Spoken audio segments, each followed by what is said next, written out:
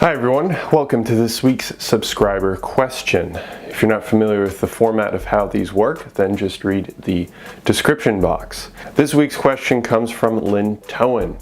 Lynn wants to know,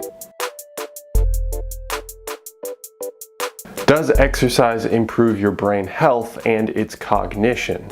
And the answer is absolutely. Yes, it does.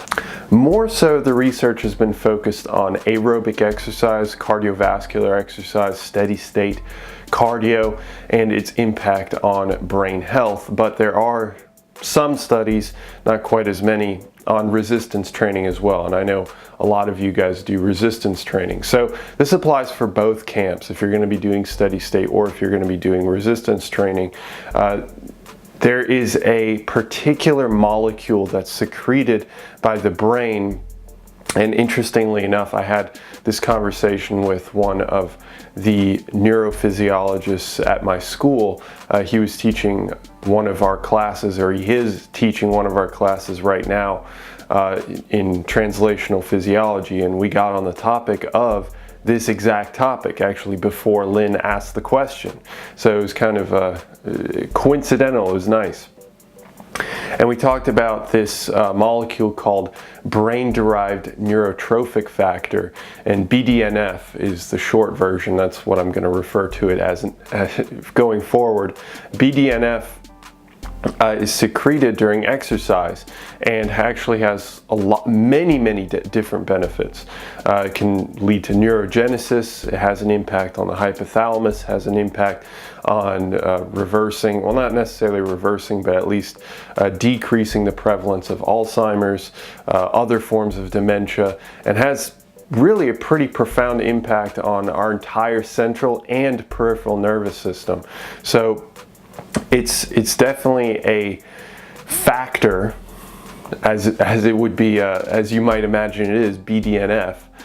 It is a factor when it comes to brain health, and it plays a role in a bunch of different areas, from preserving as well as improving our cognition. There's also another lecture that I listened to a few years ago, well, about a year and a half ago.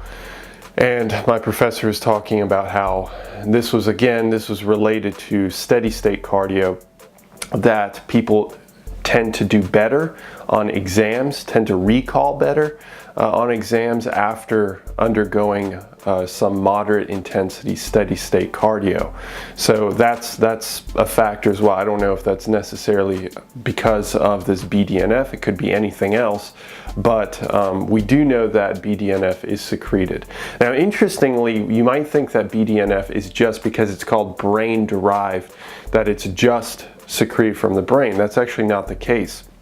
There's research out there now that has looked at other neurotrophic factors that are secreted by other areas. And this is part of my discussion with my professor. He mentioned that it's possible that they're also being released from our muscles during exercise and after exercise. So there's a bunch of different players that can have an impact on our brain health. But in terms of does exercise, to answer the question more directly, does exercise have an impact, have a positive impact on our brain health? No doubt, 100%. I think anybody you'd ask would probably say yes when it comes to that question. So hopefully I answered the question to your satisfaction, Lynn, and for anybody else that was interested in the topic. Several of you voted for that one, so that was the top choice. And I hopefully have the pleasure of seeing you in the very next one. It's just like stopped. Very next video. Have a good one. See ya.